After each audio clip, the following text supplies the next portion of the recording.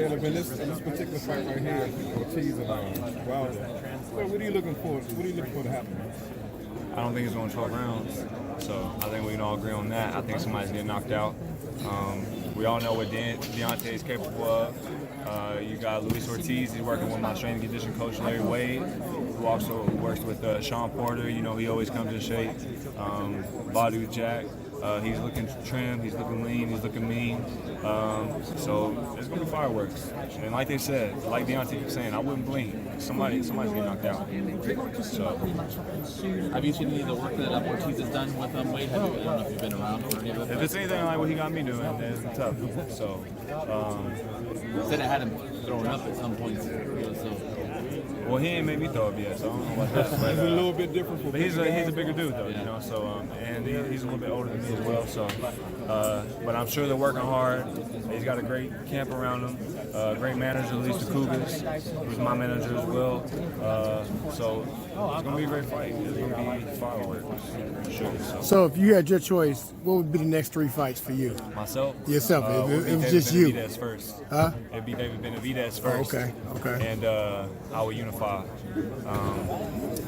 then after that, I don't really care. So I want to unify.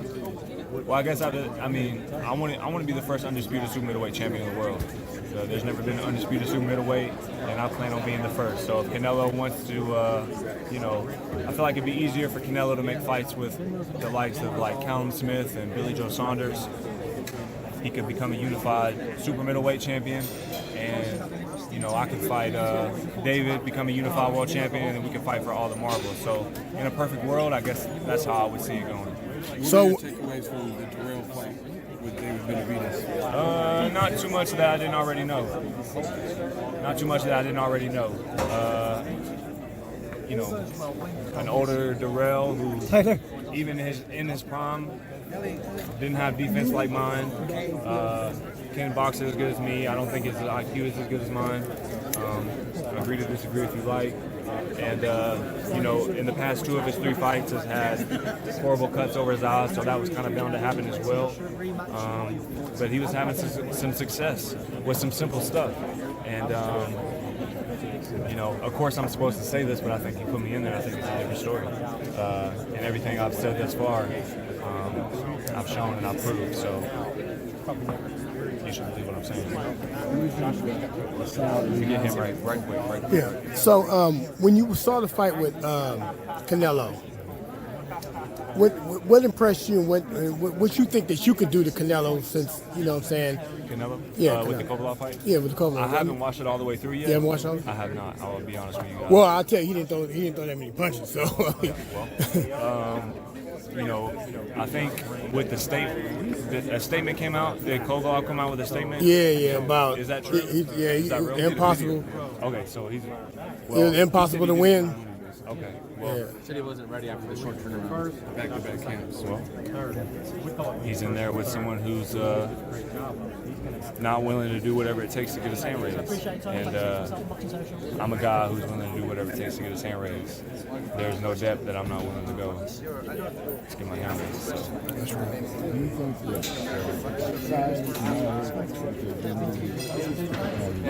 think that fight with Durrell?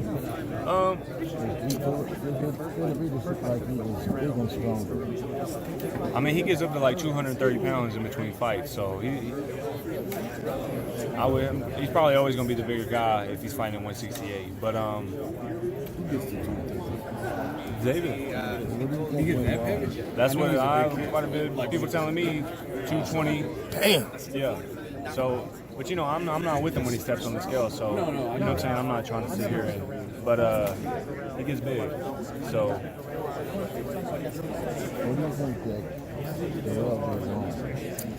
I think that both Darrell sometimes tend to get unfocused during fights. I think if they start to get touched and hit, they start looking around or acting like it didn't do much, and then in the meantime, while they're doing that, they get hit again. I'm not taking nothing away from them because both those guys are great fighters. They've accomplished a lot in the sport of boxing,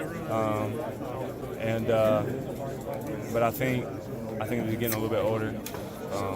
I think both of them are past their prime. So I think that what happened in that fight was bound to happen.